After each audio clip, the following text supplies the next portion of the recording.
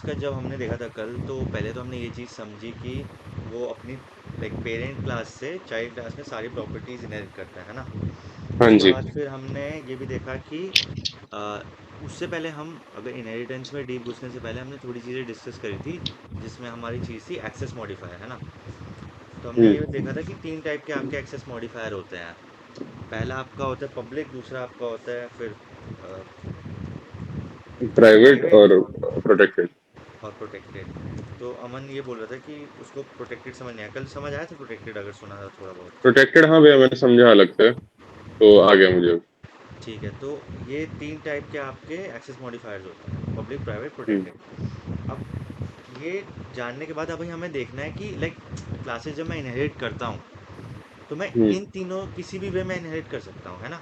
जो मैंने कल इनहेरिटेंस का सिंटेक्स बताया था, मैंने वो ये बताया था हम्म। कि क्लास का नाम लिखो, है ना, हम्म। और उसमें हम्म। एक्सेस मॉडिफायर, हम्म।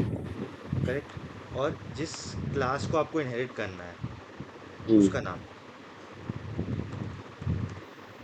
है ना। और हम्म। फिर उसके बाद हम लोग क्लास के अंदर जो भी फंक्शंस हैं, डेटा मेंबर्स है, वो सब लिखते हैं, है ना। तो हम्म। ये तो हो गया सिंटेक्स जिस वे में हम क्लास को इनहेरिट करते हैं। बट हम्म। कल मैंने एक जेनरिक टेबल बताया था जिसमें हम लोग देख रहे थे कि अगर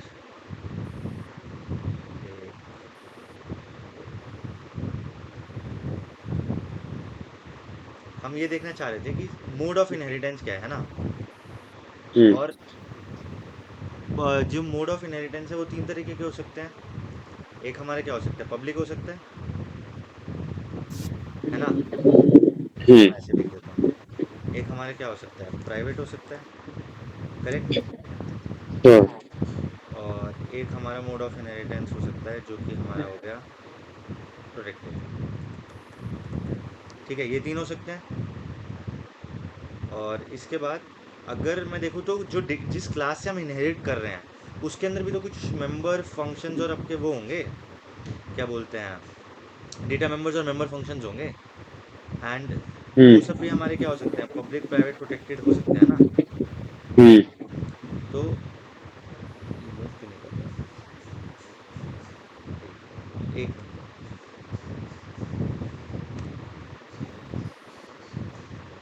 हाँ, तो जो इधर हो सकते हैं इसको मैं टाइप ही कर देता हूँ, यहाँ पे भी आपका पब्लिक हो सकता है ना, या फिर आपका हम्म। प्राइवेट हो सकता है,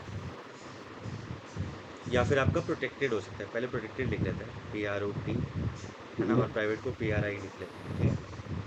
तो उसके अंदर भी मेंबर्स हो सकते हैं। तो मैंने ये देखा कि अगर पब्लिक है और मैं पब्लिकली इनहेरिट कर रहा हूँ किसी क्लास को, है ना, यहाँ पे मैं इनहेरिट एक्सेस मॉडिफायर डालूंगा।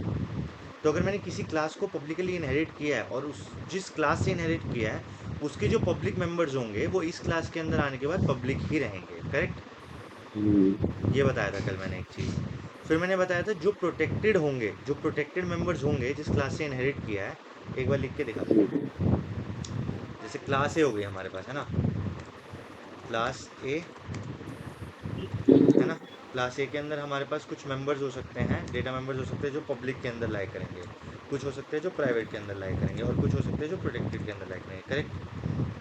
हाँ। और अगर मैं एक क्लास बना रहा हूँ क्लास बी करके और इसको मैं इसमें इनहेरिट कर रहा हूँ क्लास ए, है ना, तो मैंने इसको किस वे में इनहेरिट किया, पब्लिकली इनहेरिट किया, करेक्ट। मैंने इसको पब्लिकली हम्म। इनहेरिट किया है अभी।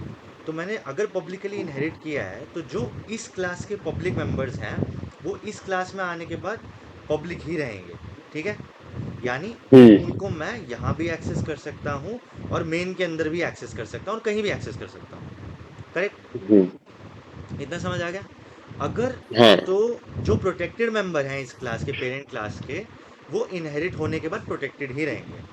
प्रोटेक्टेड का मतलब क्या हो गया, या तो मैं उसको इस क्लास के अंदर यूज कर सकता हूँ या फिर मैं इस क्लास के अंदर यूज कर सकता हूँ, या अगर कोई क्लास सी बनाऊं जो फिर क्लास ए को ए को इनहेरिट कर रही है या क्लास बी को इनहेरिट कर रही है ना, डेराइव हम्म। क्लासेस, उसमें इनको यूज कर सकता हूँ, मेन में यूज नहीं कर सकता। इतना क्लियर है। हम्म। तो ये प्रोटेक्टेड हो गया।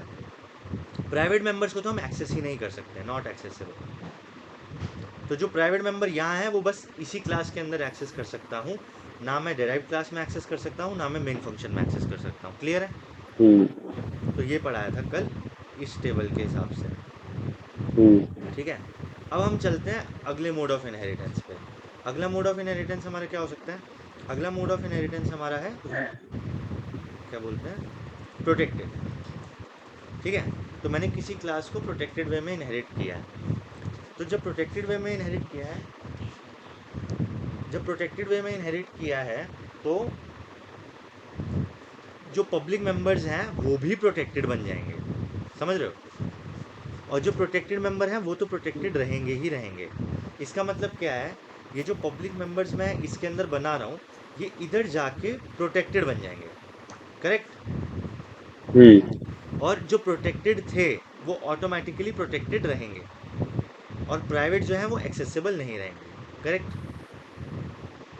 और लास्ट में आता है, ये मैंने प्राइवेट के अंदर लिख दिया, ये प्राइवेट नहीं है, ये प्रोटेक्टेड है, ठीक है। और लास्ट जो हमने डिस्कस किया था वो था प्राइवेट। तो अगर मैं प्राइवेट, अब मैं ये लिख नहीं रहा इधर, या लिख देते हैं, कोई नहीं, चलो आ गया ये से। और लास्ट तरीका जिस वे में हम इसको इनहेरिट कर सकते हैं वो हमारा क्या हो सकता है, प्राइवेटली मैं इनहेरिट कर सकता हूँ। तो प्राइवेटली जब मैं इनहेरिट करूँगा, इधर यहाँ पे हमने इसको प्राइवेटली इनहेरिट कर दिया, ठीक है, प्राइवेट वे में। तो जब प्राइवेटली इनहेरिट कर रहा हूँ इस चीज़ को मैं, तो जो हमारे पब्लिक मेंबर्स हैं वो प्राइवेट बन जाएंगे, ठीक है। जो प्रोटेक्टेड मेंबर हैं वो भी प्राइवेट बन जाएंगे, और जो प्राइवेट हैं वो तो एक्सेस नहीं हो सकते। ये टेबल क्लियर है सबको, है ना?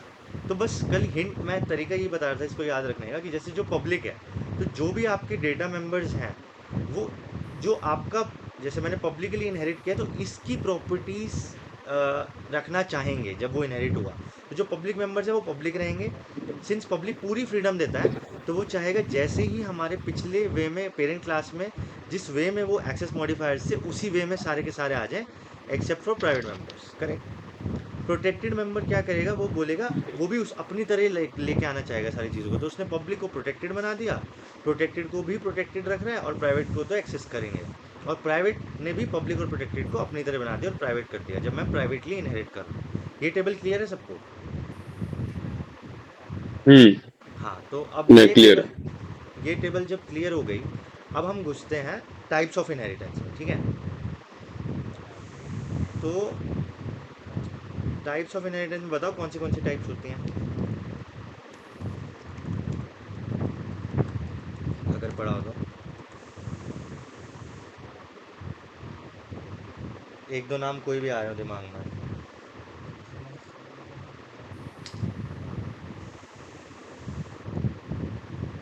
दोनों हो या नहीं हो?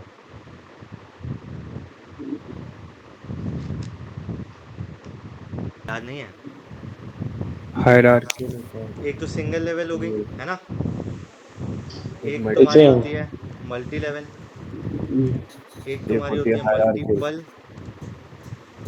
ठीक है। हायरार्कियल भी बोल रहा है ध्रुव, तो हायरार्कियल, है ना। और क्या होगी, और कोई आइडिया किसी को?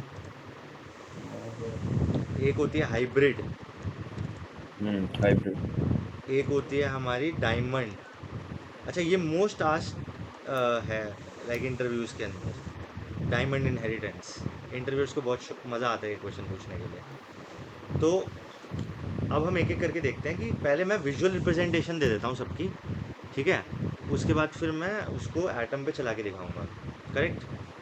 तो सिंगल इनहेरिटेंस जो हमारी होती है, जैसे कि नाम सजेस्ट कर रहा है, तो सिंगल इनहेरिटेंस अगर मैं तुम्हें बताना चाहूँ, तो सिंगल मतलब एक ही क्लास ने इनहेरिट किया हुआ, ठीक है। एक ही क्लास ने इनहेरिट किया हुआ है, इसका मतलब अगर हम डायग्रामेटिकली देखें, तो अगर मान लो मेरी ए क्लास है ना, तो एक ही क्लास है बी जिसने उसको इनहेरिट किया हुआ है। ये समझ आ रहा है? हाँ या ना बोलो गाइस। आ गया। हाँ, एक फिर हमारी होगी मल्टी लेवल, जैसे कि नाम सजेस्ट करें इंग्लिश में मल्टीपल, मल्टी लेवल, तो क्या होगा कि बहुत सारे डिफरेंट लेवल्स होंगे, है ना।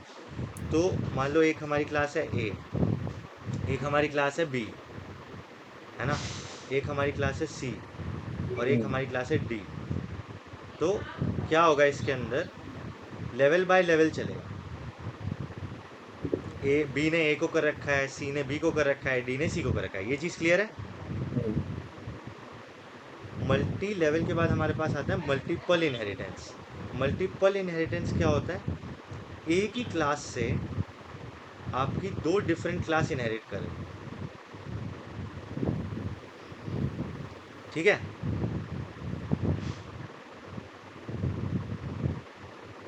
गाइस। हाँ भैया। हाँ, एक थोड़ा थोड़ा एक्नॉलेज कर दिया करो यार।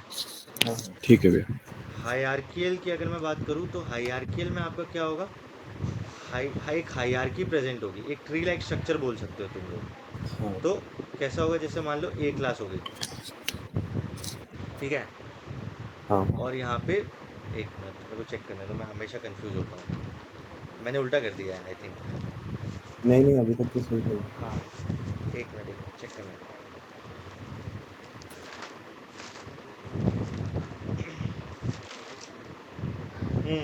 ये जो मैंने यही लिखी है ना, ये हायरार्कियल है। हमेशा कंफ्यूज होता हूँ। ये वाली जो मैंने लिखी है ये हायरार्कियल है, ठीक है, क्योंकि एक ट्री लाइक स्ट्रक्चर बन रहा है। तो जब भी ट्री लाइक स्ट्रक्चर की बात करेंगे तो ये वाली हायरार्की होगी। बी को किसी और ने कर रखा है, मान लें डी ने कर रखा है, यहाँ पे ई ने कर रखा है, ठीक है। अच्छा तो ठीक है जब भी ये भैया। हायरार्की बन रही है तो ये हायरार्कियल होगी। और मल्टीपल इनहेरिटेंस में क्या होता है, मतलब एक ही क्लास बहुत सारी डिफरेंट क्लासेस से इनहेरिट कर रही है, ठीक है। तो फॉर एग्जांपल जैसे सी क्लास हो गई, है ना। तो ये जो सी क्लास है ये ए से भी इनहेरिट कर रही है और ये बी से भी इनहेरिट कर रही है। ये क्लियर है। तो ये मल्टीपल हो गई और हायरार्की में एक हायरार्की फॉर्म हो गई। और लास्ट जो हमारे पास टाइप आती है वो है हाइब्रिड। हाइब्रिड का मतलब कुछ भी नहीं है, जैसे नेम सजेस्ट कर रहा है, वन या एक से ज़्यादा टाइप की इनहेरिटेंस एक ही में अगर मैं यूज़ करूँ तो मैं उसको हाइब्रिड बोलता हूँ। जैसे कि मान लो मैंने ये बना दिया, क्या बोलते हैं, ये हायरार्की हो गई हमारे पास ए बी सी की, और इसी के साथ मैंने एक और बना दिया जिसको हम बोलते हैं डी। करेक्ट। तो करेक्ट। ये हमारी हायरार्की हो गई, और साथ में ही इस ये भी कर दिया। तो अगर तुम ये वाला हाफ देखोगे, ये वाला हाफ, तो ये मल्टीपल इनहेरिटेंस है ना। और अगर तुम ये वाला हाफ देखोगे, ये वाला, तो ये हायरार्कियल है ना। हाँ तो इसी को ही हम बोलते हैं हाइब्रिड इनहेरिटेंस। करेक्ट। ठीक है भैया। अब तुम मुझे बताओ कि डायमंड इनहेरिटेंस क्या होगी, थोड़ा सा लॉजिक लगाओ। क्या, एक लेवल तक हायरार्कियल। तेरी आवाज़ बहुत कम आ रही है ध्रुव। हेलो। हाँ। एक लेवल तक हायरार्कियल ओके। और उसके बाद मल्टीपल। करेक्ट। तो ए हमारी ये हो गई, बी ये हो गया, सी ये हो गया, और डी है ना, ये हो गया ना हाँ डायमंड लाइक फॉर्मेशन। हाँ भैया। अब आ रही है भैया आवाज़ सही? हाँ हाँ, अमन ये क्लियर है। हाँ भैया। हाँ हाँ भैया क्लियर है। क्लियर है, तो चलो क्लियर है तो आज तुमसे ही टास्क करवाते हैं। पहले सिंगल और एक एग्जांपल सिंगल लेवल इनहेरिटेंस का दिखाओ और एक मल्टी लेवल का दिखाओ लिख के। कोड करके। हाँ कोड करके। अच्छा, अमन के पास लैपटॉप नहीं है ना शायद, नहीं। तो मैं ही कोड कर दूँ क्या? अमन क्या कॉपी पेन है क्या? क्या कह कॉपी रहा पेन है, है, मैं ट्राई करता हूँ। ट्राई करेगा? हाँ कॉपी हाँ पेन हाँ पे ट्राई लिख के कर रहा भेज हूँ। दे, कोई दिक्कत नहीं है।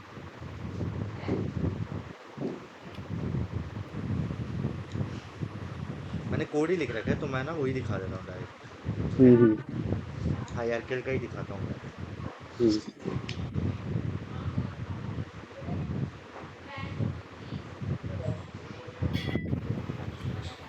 कहाँ है, देख हायरार्कियल का ये देख और बता समझ आ रहा है या नहीं।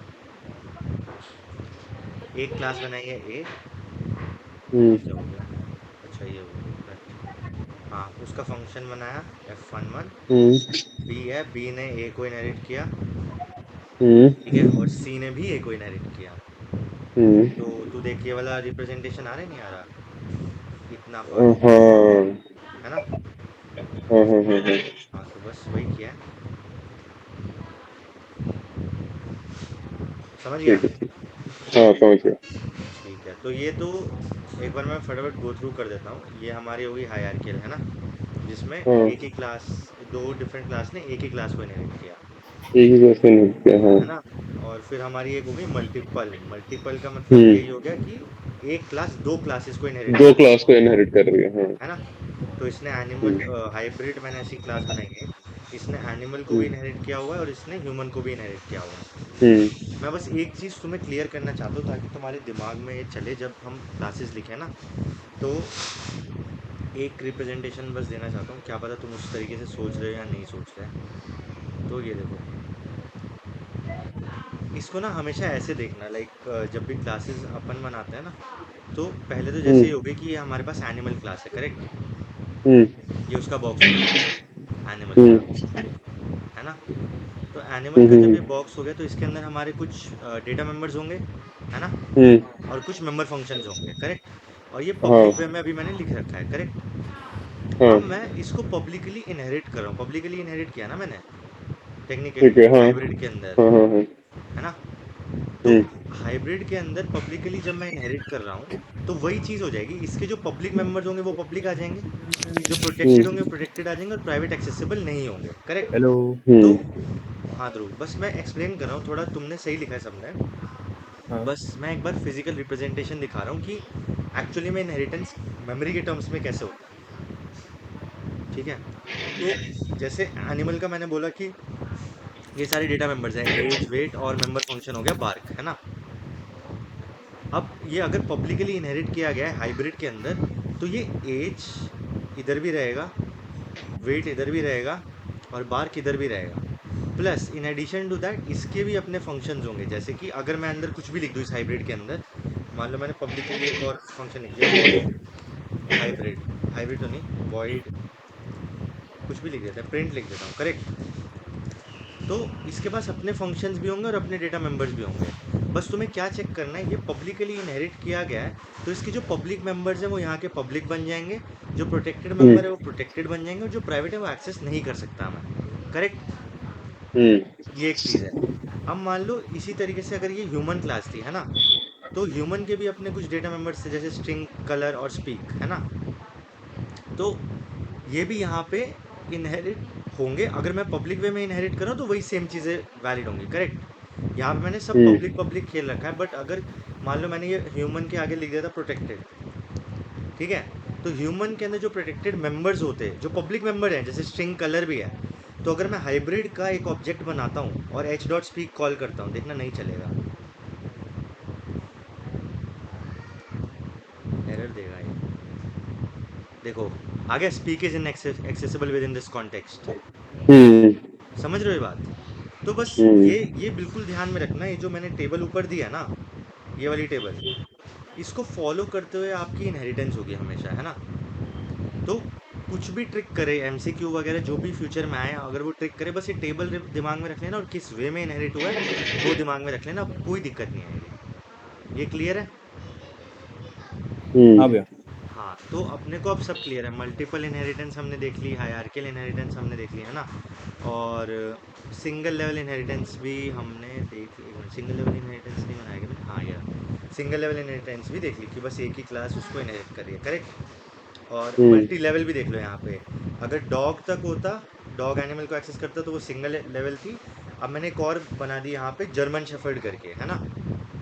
और हम्म जर्मन शेफर्ड बनाने के बाद मैंने इसको प्रोटेक्टेडली पास किया है, और जर्मन शेफर्ड इसको इनहेरिट कर रहा है, करेक्ट? तो अगर तुम देखना चाहोगे जर्मन शेफर्ड का, अगर मैं इसको इधर मेमोरी में रिप्रेजेंट करना चाहूँ, तो एक तो हमारी क्लास हो गई यहाँ पे एनिमल करके बड़ी वाली, करेक्ट?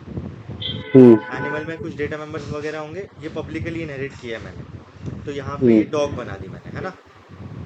तो हाँ भैया। डॉग की अगर तुम रिप्रेजेंटेशन देखोगे तो डॉग के अंदर भी ये सारी चीज़ें होंगी, क्या बोलते हैं, एज होगा, वेट होगा, है ना? और इसका मेंबर फंक्शन होगा स्पीक, क्योंकि पब्लिकली इनहेरिट किया है तो ये पब्लिक स्कोप के अंदर ही जाएगा। और इसके पास अपनी चीज़ें भी होंगी, जैसे ब्रीड हो गई, है ना, ब्रीड हो गई, गेटर फंक्शन हो गया। फिर इससे आगे मैंने एक और क्लास बना दी जर्मन शेफर्ड करके, है ना।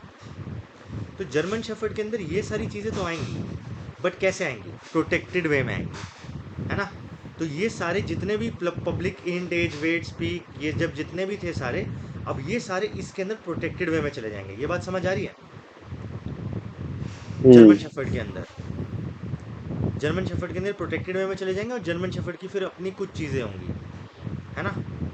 तो इसका भी मैंने एग्जांपल लिया, मान लो जर्मन शेफर्ड जी बनाया मैंने, और मैं जी डॉट एज एक्सेस करने की कोशिश कर रहा हूँ, करेक्ट। तो ये एरर देगा, देखो, एज इज इनएक्सेसिबल। क्यों?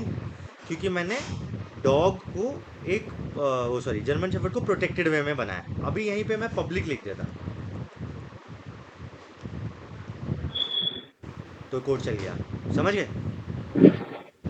हाँ ये चीज़ क्लियर है दोनों को। हाँ भैया। तो ये चीज़ ना बहुत थोड़ी थोड़ी माइन्यूट चीज़ें हैं, लेकिन ध्यान रखने वाली चीज़ें हैं, ठीक है। और अब अगर मान लो मेरे को इसको एक्सेस ही करना है, तो मैं डायरेक्टली इसको ऐसे एक्सेस कर लूँगा। अगर मेरे को कोई भी इनके फंक्शंस एक्सेस करने हैं, तो मैं इधर एक और फंक्शन बना के उन फंक्शंस को कॉल कर सकता हूँ ना आराम से, जर्मन शेफर्ड के अंदर, है ना। तो ये चीज़ क्लियर है मेरे हिसाब से दोनों की, है ना। जो क्लियर है स्कोप भैया। लिखा, प्रोटेक्टेड, और किस तरह की इनहेरिटेंस होती है, तो इनहेरिटेंस अब अपने को क्लियर हो गया एकदम, करेक्ट, हाँ भैया। सारे टाइप का। हाँ भैया। अब अपन चलते हैं एक और चीज़ के ऊपर, जिसका नाम है इनहेरिटेंस एम्बिग्यूटी, ठीक है। तो इनहेरिटेंस एम्बिग्यूटी का भी मैंने ना कोड लिख रखा है, मैं डायरेक्टली वही दिखाता हूँ। ये चीज़ देखो, यहाँ पे मैंने क्या किया, एक क्लास बनाई ए, करेक्ट। उसके अंदर मैंने एक फंक्शन लिखा फन फन करके, और मैंने बी क्लास बनाई, उसके अंदर भी मैंने फंक्शन लिख दिया फन करके, करेक्ट। हाँ और एक सी क्लास बना रहा हूँ जिसमें मैं ए और बी दोनों को इनहेरिट कर रहा हूँ, समझ रहे हो।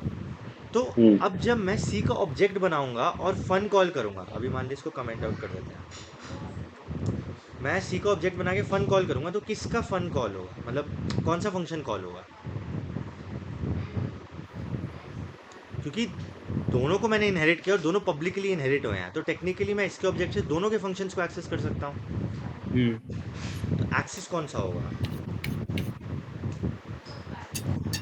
ये बताओ, कोई भी हो सकता है भैया। क्या होगा। कोई भी हो सकता है। कोई भी हो सकता है, ध्रुव बोले कोई भी हो सकता है, अमन।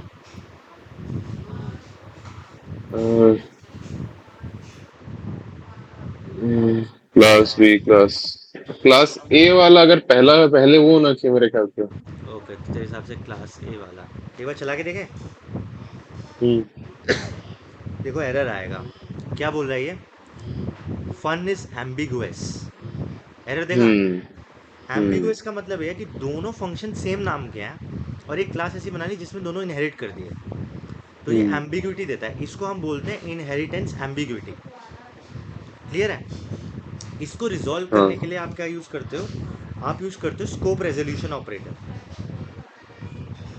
समझे। इसको हम बोलते हैं scope resolution operator, double dots. तो अगर मेरे को हाँ ए क्लास का फंक्शन एक्सेस करना है जिसका सेम नाम है, तो मैं लिखूंगा ऑब्जेक्ट डॉट क्लास का नाम स्कोप रेजोल्यूशन ऑपरेटर फंक्शन का नाम, समझ आया। ठीक है। तो ये आपका ए क्लास के सेम नेम के फंक्शन को कॉल करेगा, और ये आपका बी क्लास के सेम नेम के फंक्शन को कॉल करेगा, क्लियर है। हम्म तो अगर चला के देखे, देख फन ए इज कॉल्ड, इसका फन बी इज कॉल्ड, हम्म क्लियर है। हम्म इसको हम बोलते हैं इनहेरिटेंस एम्बिग्यूटी, ठीक है। ये हम्म क्लियर हो गया।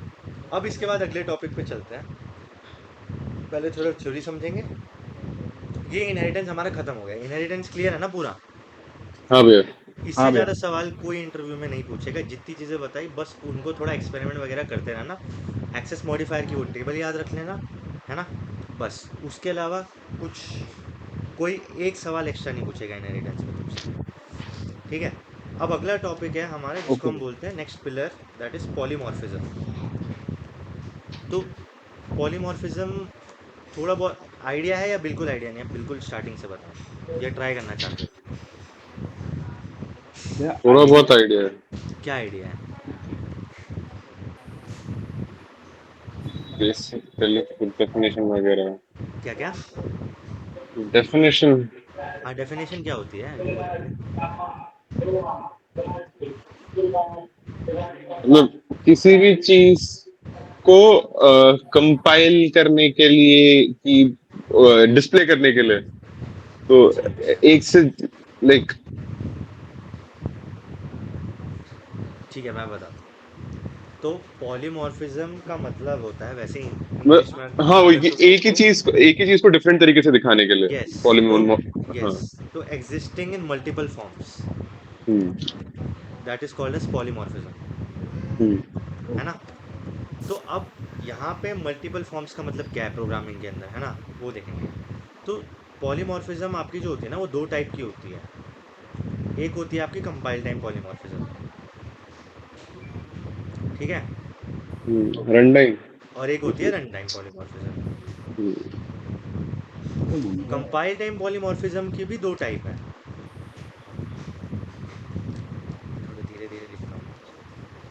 कंपाइल टाइम के भी दो टाइप है, एक होता है फंक्शन ओवरलोडिंग, अच्छा। है ना, ओके। और एक होता एक है होता है हमारा ऑपरेटर ऑपरेटर। ओवरलोडिंग। हम्म। ऑपरेटर। इसको मैं ऑपरेटर टाइप हो। करता हूँ, यस, ज़्यादा बेटर रहेगा।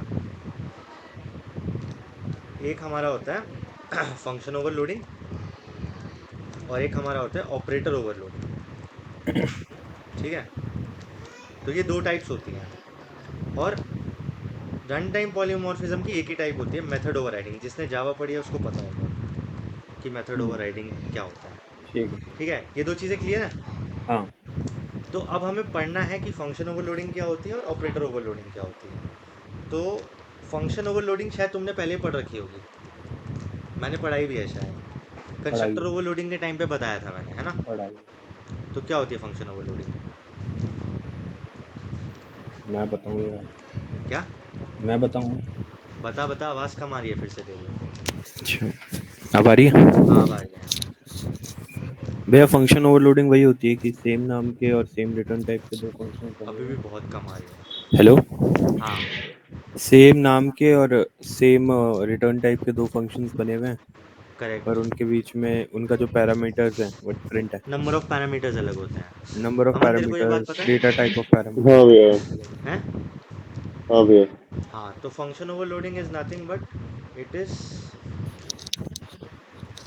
Same return type, same name functions which differ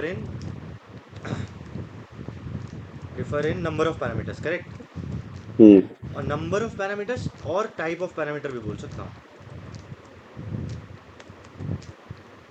ये भी ध्यान से रखने वाली बात है।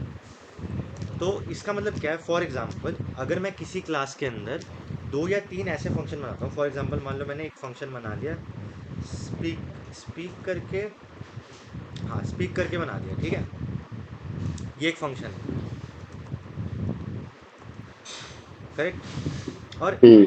ऐसे ही मैंने एक और फंक्शन बना दिया, वॉइड स्पीक करके, जिसमें मैंने पास कर दिया स्ट्रिंग ने, ठीक है। और एक और हम्म। फंक्शन बना दिया, उसी एक ही क्लास में बना रहा हूँ ये सब, मैं मान के चलो, हम्म। कैर ने, ठीक है। या फिर मैंने लिख दिया void speak string name comma int N, समझ आ रही है चीज़। तो ये हाँ। सारे जो हैं ये ओवरलोडेड फंक्शंस हैं, है ना। अच्छा, अब तुम ये भी ट्राई करना, ये भी चलेगा, देखना। आई डोंट नो ये ट्राई किया है नहीं। अगर तुम लिख दो इंट स्पीक, अब मैं एक चीज़ पूछता हूँ, इंट स्पीक स्ट्रिंग नेम, ये एरर देगा या चल जाएगा, बताओ। चल जाएगा। ध्रुव के हिसाब से चल जाएगा। अमन, ये सारे फंक्शन ऑलरेडी एग्जिस्ट कर रहे हैं, उसके साथ मैंने ये भी लिख दिया।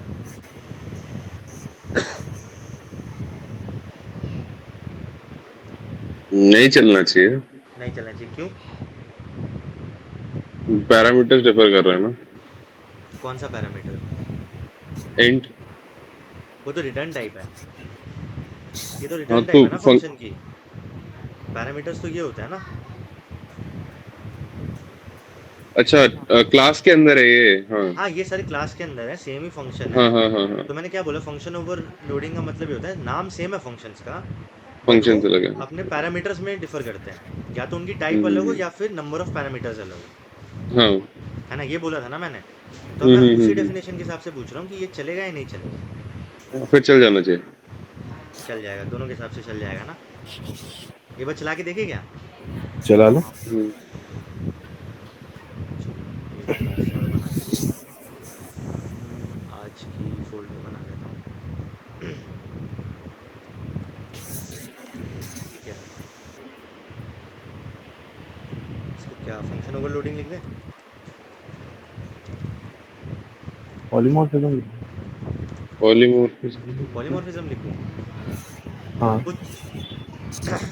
अब मेरी आवाज सही आ रही है क्या? अब भी है बट फीबल है अभी भी थोड़ी सी।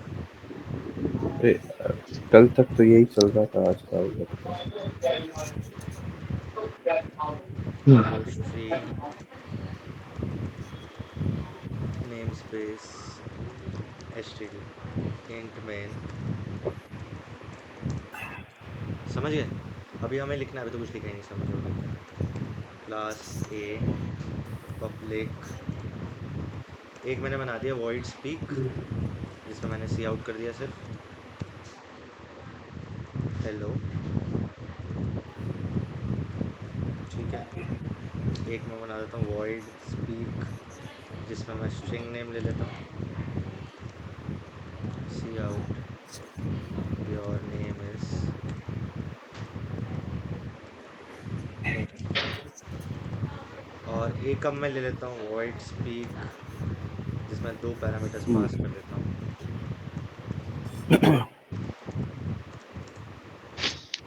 सी out your name and roll number is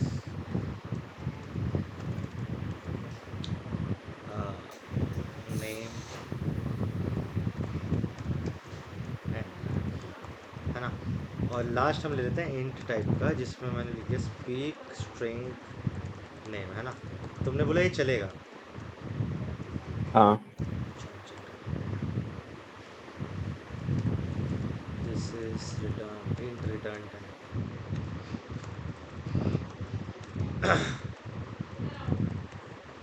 चलो इसका भी क्या करते हैं, एक ऑब्जेक्ट बना लेते हैं, एक का A1, है ना, और बस कंपाइल करते हैं।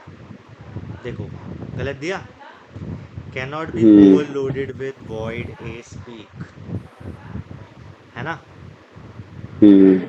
अब रुको, एक और चीज़ करके दिखा दो, इसको एक कमेंट सेकंड। करता हूँ, है,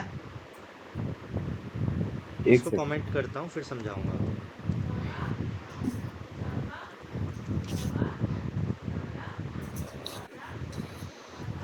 इसको भी कमेंट कर देता हूँ 2 मिनट के लिए।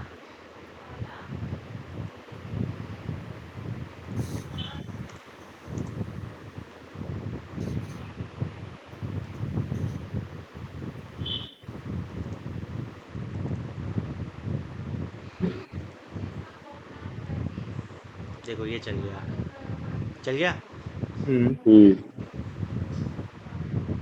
तो ये चल रहा है ना, और ये नहीं चल रहा है। तो टेक्निकली जो मैंने ऑब्जर्व किया वो ये ऑब्जर्व किया, अब देख, अब मैं अगर ये ओपन कर दूंगा ना, हाँ। और इसको बंद कर दूंगा, लाइक इसको अनकमेंट कर देता हूँ, देखो अब ये भी एम्बिग्युइटी देगा।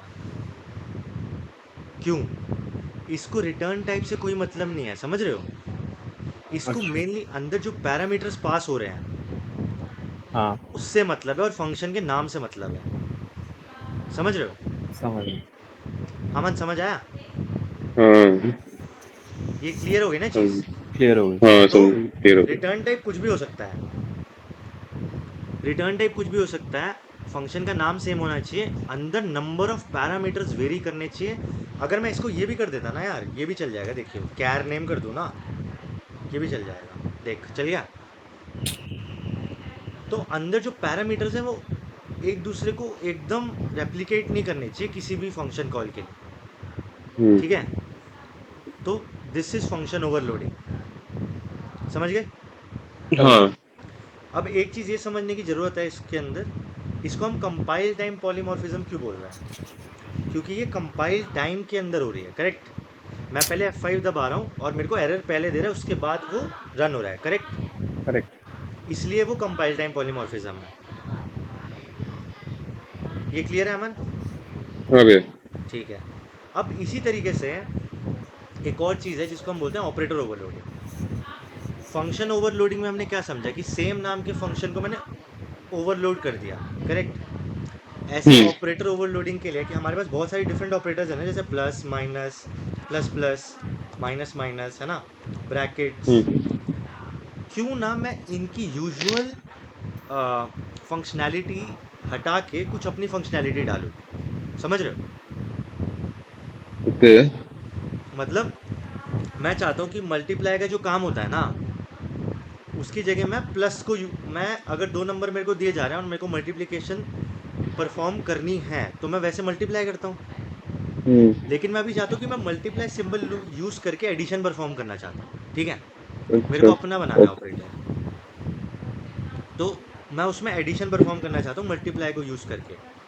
तो ये चीज़ हम ऑपरेटर ओवरलोडिंग के थ्रू अचीव कर सकते हैं, समझ रहे हो अच्छा। कैसे? अब मैं वो बताता हूँ कैसे अचीव कर सकते हो। इसी चीज़ को मान लो हम कमेंट आउट कर देते हैं इन सबको, इसी में लिख के दिखाता हूँ। मान लो हमारे पास 2 नंबर हैं, इंट ए और इंट बी इस क्लास के अंदर, करेक्ट? और मैं इसको लिखने का सिंटेक्स बता रहा हूँ, वॉइड।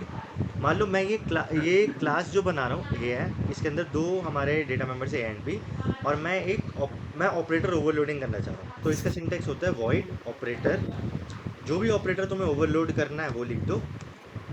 और सिंस 2 चीज़ों के बीच में, सिंस मल्टीप्लाई क्या है, बाइनरी ऑपरेटर है ना, हाँ। तो खुद पे तो लगेगा नहीं, तो मेरे को कुछ पास तो कराना पड़ेगा ना फंक्शन के अंदर, ठीक है? और ए और बी तो इसके डेटा मेंबर्स हैं, तो मेरे को दूसरी क्लास के साथ ये परफॉर्म करना है ना, तो मैं A M percent O B J ये लिख रहा हूँ। ये समझ आया? भैया ऑपरेटर और स्टार के बीच में स्पेस नहीं होगा? नहीं होगा, नहीं होगा। हो सकता है, दोनों चला के देख लेते हैं। ब्लू मार्क हो रहा है, एक बार चेक करेंगे? चल रहा है, दोनों में चल रहा है। एक बार उसको भी चला के देख लेता हूँ। चल रहा है, दोनों में चल रहा है। एक बार चला के देख लेते हैं, ठीक है? और मान लो इंट वैल्यू 1 मैंने क्या की, ले ली दिस ऑफ ए। जो ए वैल्यूज़ है उनके बीच में मैं परफॉर्म करना चाह रहा हूँ, ठीक है? इंट ऑफ वैल्यू 2 क्या हो गई तुम्हारी, O B J dot A. Clear है? और अब मैं क्या कर रहा हूँ इसके अंदर, cout multiplication change to addition इस, और मैंने क्या कर दिया, वैल्यू 1 प्लस वैल्यू 2, ठीक है? और A1 और B1 दो ऑब्जेक्ट डिक्लेयर कर दिए, A1 A2 दो ऑब्जेक्ट डिक्लेयर कर दिए मैंने इसके। A1 डॉट ए को मैंने दे दी 4 वैल्यू, A2 डॉट ए को मैंने दे दी 7 वैल्यू, और मैंने लिख दिया A1 प्लस A2। क्या एरर हो गया? ये A1 ओके, प्लस वो A2 मैंने वो यहाँ पे गलती की,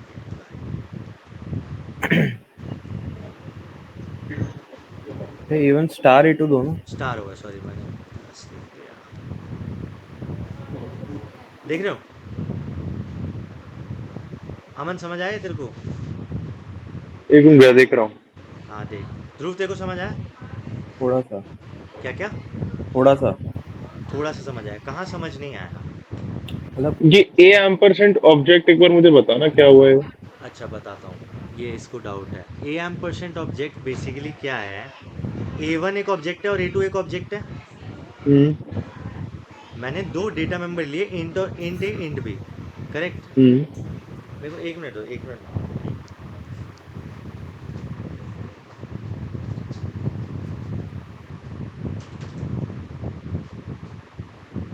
हाँ, तो मैंने इंट ए और बी 2 मेंबर्स लिए, करेक्ट?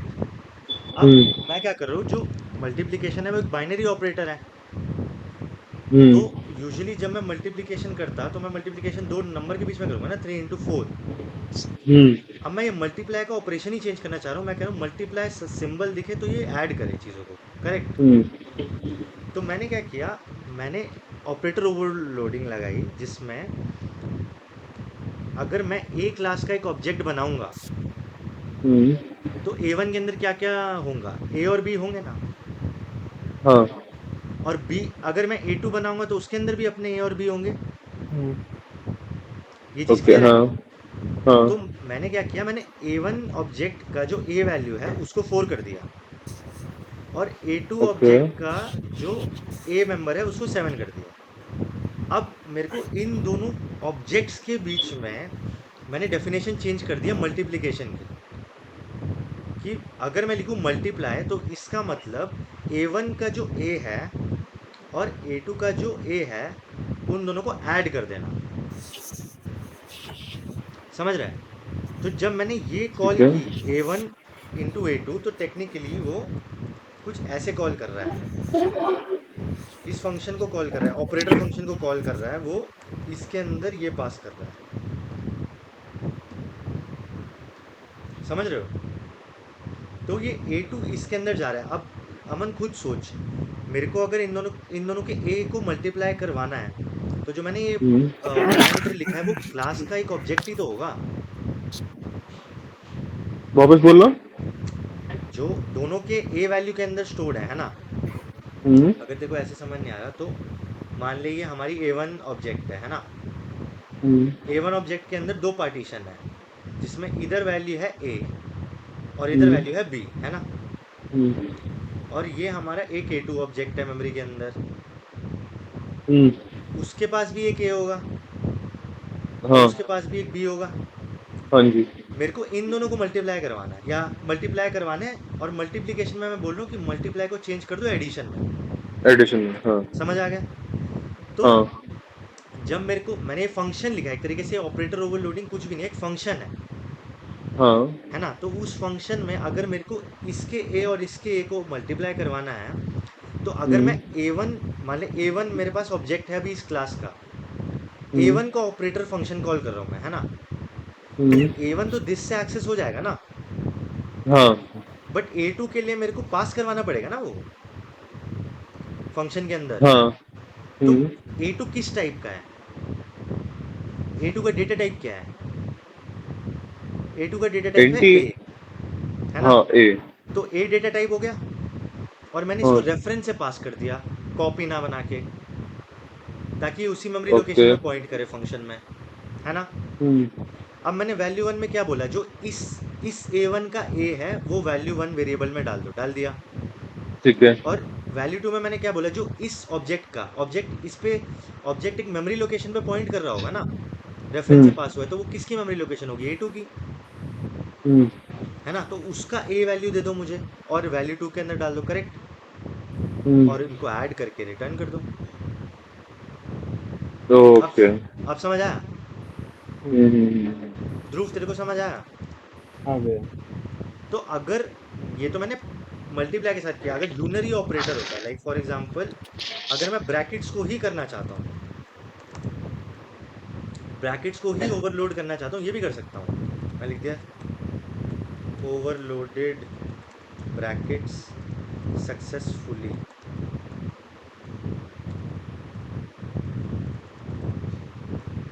ठीक है। तो मैंने यहाँ पे क्या लिख दिया, A1 ब्रैकेट्स, चल गया।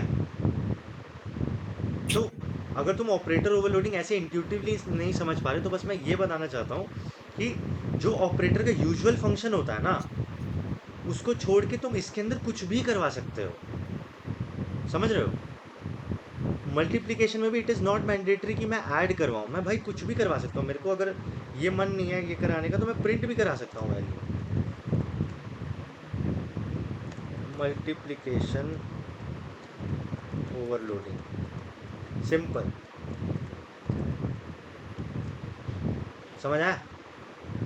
तो ऑपरेटर ओवरलोडिंग कुछ भी नहीं है, बस ये है कि जो भी आप यूजुअल ऑपरेटर यूज़ करते थे उसको आपने ओवरलोड कर दिया अपनी फंक्शनैलिटी के लिए।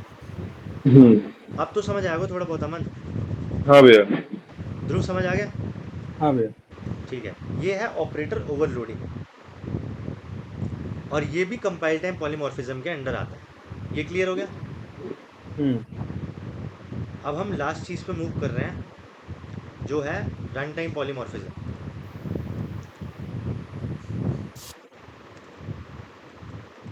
ठीक है, और रन टाइम पॉलीमॉर्फिज्म में हमने क्या बोला? Method overriding.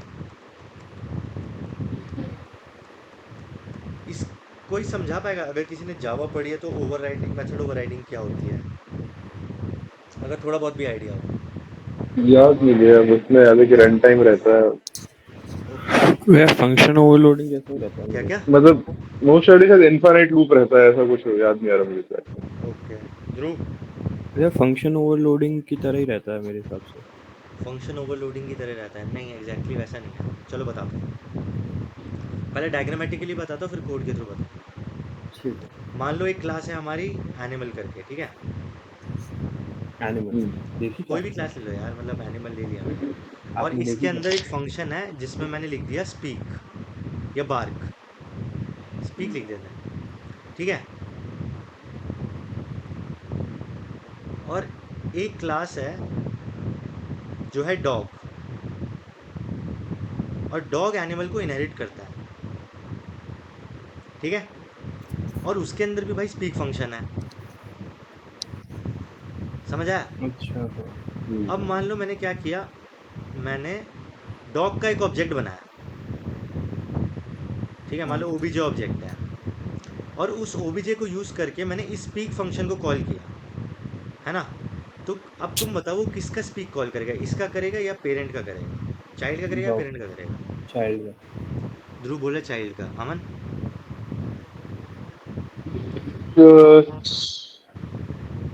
चाइल्ड का ही करना चाहिए। चाइल्ड का करना चाहिए क्योंकि उसी का ऑब्जेक्ट है ना, हाँ। टेक्निकली। हाँ, तो यही है, बस इसी को ही हम रन टाइम पॉलीमॉर्फिज्म बोलते हैं, ठीक है? मतलब ये नाम है, ये कोई एरर या कुछ प्रोड्यूस नहीं करता, बस इस चीज़ को हम रन टाइम पॉलीमॉर्फिज्म बोलते हैं कि तो जब मैंने इसकी। रन टाइम पे अपना कोड कंपाइल कर लिया और रन किया, तो जो क्लास इनहेरिटेड है उसके पेरेंट क्लास का फंक्शन ना कॉल के अपना फंक्शन कॉल करना is called as run time polymorphism और मेथड ओवरराइडिंग। ओके। इसने अपने पेरेंट के मेथड को ओवरराइड कर दिया। टेक्निकली इसको कॉल होना चाहिए था क्योंकि ये पेरेंट है इसका, बट ये कॉल इसको दे रहा है, तो this is called as method overriding. समझ गए? हाँ।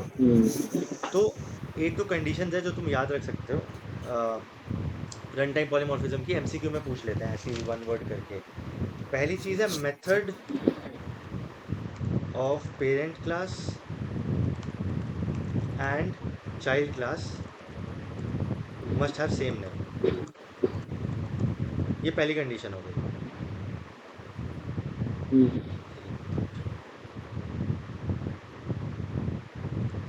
ठीक है? दूसरी कंडीशन हो गई कि method of parent class and child class must have same parameters, ठीक है? और तीसरी कंडीशन हो गई, इट इज़ ओनली पॉसिबल, ये थोड़ा नीचे कर देते हैं, it is only possible through inheritance. ये सबसे इंपॉर्टेंट पॉइंट है। अगर इनहेरिटेंस ही नहीं होगी तो कुछ नहीं होगा, कोई मतलब नहीं है, क्योंकि अपने अपने ऑब्जेक्ट्स अपने अपने फंक्शन कॉल कर लेंगे ना। तो ये तीन कंडीशन अपने दिमाग में बिठा लो, ये मेथड ओवरराइडिंग और रन टाइम पॉलीमॉर्फिज्म के लिए मैंडेटरी है। ओके भैया। एक बार अगर मैंने कोड लिख रखा है तो डायरेक्टली वही दिखा देता हूँ तुम्हें, शायद लिख रखा होगा, शायद नहीं लिख रखा क्या, तो फटाफट यहीं लिख देता है, कोई नहीं। एक क्लास बना देते हैं एनिमल करके, और उसमें हम फटाफट एक फंक्शन बनाते हैं स्पीक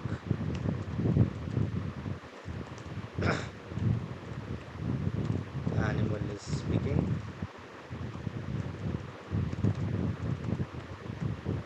ठीक है? हाँ। और एक हम बना लेते हैं क्लास डॉग, जो कि इनहेरिट करेगा पब्लिकली एनिमल,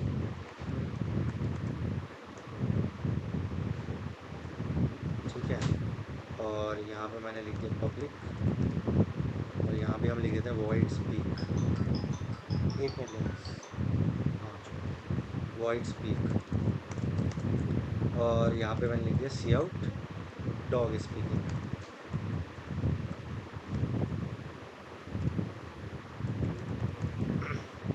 इसी को मैं यहाँ पे एक ऑब्जेक्ट बना लेता हूँ, इसको कमेंट कर देता है ऐसे, डॉग D1 और D1 डॉट स्पीक। चल गया डॉग स्पीकिंग। तो इसका मतलब इसने, इस वाले स्पीक ने इसको ओवरराइड कर दिया। सही वही है। अगर यहाँ पे स्पीक होता ही ना, है ना, तो वो ऊपर वाला प्रिंट करता। क्या हो गया? प्राइवेट, सॉरी, पब्लिक लिखना भूल जाता हूँ मैं। अब चल जाएगा, है ना? क्लियर है ये? क्लियर है भैया। बस यही हमारी होती है रन टाइम पॉलीमॉर्फिज्म। इसके लिए बच्चे डर जाते हैं। ठीक है, अब लास्ट पेयर हमने एनकैप्सुलेशन पढ़ ली, इनहेरिटेंस पढ़ ली, पॉलीमॉर्फिज्म पढ़ ली। लास्ट पिलर होता है हमारा एब्स्ट्रैक्शन। एब्स्ट्रैक्शन। ठीक है, एब्स्ट्रैक्शन क्या होता है बताओ? किसी ने डीबीएमएस पढ़ ली ना तुम लोगों ने? हाँ डीबीएमएस में डेटा नहीं। थ्री स्कीमा आर्किटेक्चर पढ़ा है? हाँ पढ़ा है। उसमें क्या क्या व्यू होते हैं? एक यूजर व्यू होता है, हाँ एक कंसेप्चुअल व्यू होता है, हाँ और एक लो लेवल व्यू या लास्ट वाला फिजिकल व्यू होता है ना? फिजिकल भी होता है। तो अगर मैं उसी के टर्म्स में एक्सप्लेन करता हूँ एब्स्ट्रैक्शन, भैया टेक्निकली इसने नहीं वही पढ़ है। रखी, अमन ने नहीं पढ़ रखी डीबीएम। क्या क्या? अमन ने डीबीएमएस नहीं पढ़ रखी। अच्छा, अमन ने डीबीएमएस नहीं पढ़ा, कोई नहीं, मैं एग्जांपल देके समझा दूंगा। अमन, हाँ भैया। जब तू किसी वेबसाइट पे जाता है ना, तो फॉर एग्जांपल वीटॉप ही ले ले, है ना? तो वीटॉप पे एक एक्सेस स्टूडेंट का है ना, जिसमें उसके मार्क्स वगैरह सब कुछ दिखता है। एक एक्सेस फैकल्टी का है, जिसमें वो मार्क्स वगैरह अपलोड कर सकता है। और एक एक्सेस कंट्रोलर ऑफ एग्जामिनेशन का है, जो सबको कंट्रोल कर सकता है, मतलब वो एडमिन एक्सेस है ना? हाँ। तो इसको हम बोलते हैं व्यूज। तो मेरे पास 3 व्यूज हैं उधर, है ना? हाँ। तो ये इसको बोलते हैं यूजर व्यू, मान के चल ले कि 3 ठीक डिफरेंट है। व्यूज हो गए यूजर के हमारे। ठीक है, अब ये हाँ। इन्फॉर्मेशन हमें दिख रही है कि मेरे पास क्या बोलते हैं, मैं 3 व्यू है, एक तो स्टूडेंट का व्यू हो गया, एक फैकल्टी का हो गया, कंट्रोलर ऑफ एग्जामिनेशन का हो गया। अब अगर तुम कंसेप्चुअल लेवल पे बात करो तो क्या होगा, इन व्यूज की इंप्लीमेंटेशन होगी ना, कि स्टूडेंट को क्या इन्फो दिखानी है ना, और फैकल्टी को क्या इन्फो दिखानी है, और एडमिन को क्या इन्फो दिखानी है ना? ये कंसेप्चुअल लेवल पे होगा। तो इसके इस जो इस लेवल पे है, स्टूडेंट को फैकल्टी वाली व्यू से मतलब नहीं है ना, और फैकल्टी को एडमिन वाले व्यू से मतलब नहीं है, तीनों इंडिपेंडेंट है। और एक लो लेवल व्यू होगा, लो लेवल जिसमें सारे कोड्स लिखे होंगे इनकी इम्प्लीमेंटेशन के, करेक्ट? हाँ। तो यूजर को नहीं मतलब ना कि कोड कैसे लिखे हुए हैं, या कैसे कंसेप्चुअल लेवल पे फंक्शन या रिलेशनशिप डायग्राम्स हैं, है ना? यूजर को सिर्फ मतलब है मेरे को मार्क्स दिखे तो मेरे को मार्क्स दिख जाए।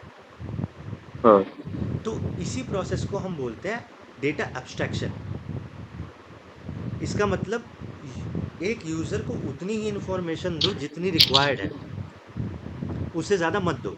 That is called as abstraction. Clear है ये? हाँ। तो किसी भी वेबसाइट में आपकी एब्स्ट्रैक्शन तो होती ही होती है, सिक्योरिटी पर्पज से ले ले चाहे। अब अगर मान ले मेरे को फैकल्टी का एक्सेस भी दे दे, तो मैं तो अपने मार्क्स खुद ही अपडेट नहीं कर लूँगा, हाँ है ना? तो ये चीज़ क्लियर है? तो सिक्योरिटी हाँ। पॉइंट ऑफ व्यू से अगर हम देखें तो एब्स्ट्रैक्शन करना बहुत इंपॉर्टेंट है। कभी कभी जैसे इंडस्ट्री में जब तुम जाओगे तो ऑब्जेक्ट ओरिएंटेड प्रोग्रामिंग ही चलती है, बस ऊप्स ही चलता है। तो उसमें बहुत सारी ऐसी चीज़ें होंगी जो तुम चाहोगे कि यूज़र एक्सेस ना कर पाए। अगर फॉर एग्जांपल ये इंट और ए और बी ले लेते हैं, अभी मैंने इसको पब्लिक स्कोप के अंदर डाला है ना, अगर मैं चाहता हूँ कि ये प्राइवेट रहे, ये इन्फॉर्मेशन रिलीज़ नहीं होनी चाहिए, बहुत इंपॉर्टेंट इन्फॉर्मेशन है, तो मैं इसको प्राइवेट में डाल सकता हूँ ना? भाई टेक्निकली तो हाँ। प्राइवेट ही होता है वैसे, बट एब्स्ट्रैक्शन ही हो गया ना एक तरीके से। यूज़र इस चीज़ को एक्सेस नहीं कर पा रहा है ना?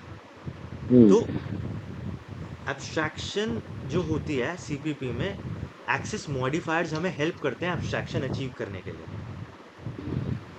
प्राइवेट, प्रोटेक्टेड एंड पब्लिक, बस यही है एब्स्ट्रैक्शन का मतलब। समझ आई? हाँ हाँ समझा गया। बस तो यही होता है एब्स्ट्रैक्शन, इससे ज़्यादा कुछ नहीं है और ऐसे कोई इम्प्लीमेंटेशन वगैरह नहीं है। तो आपके जो एक्सेस मॉडिफायर्स हैं वो आपको हेल्प करते हैं एब्स्ट्रैक्शन अचीव करने के लिए। राइटिंग बहुत गंदी आ रही है। बस ये तुम्हारा ऊप्स ख़त्म हो गया।